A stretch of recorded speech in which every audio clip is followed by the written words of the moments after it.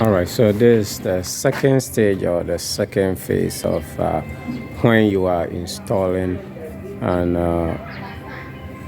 LED aluminum profile into the wall. Okay, so the second stage is to cut the wall or wherever you want to install the LED aluminum profile, the wall that you want to install into. You cut it, then after the cutting with an angle grinder, or what electricians refer to as cutting machine, you also chisel it. So that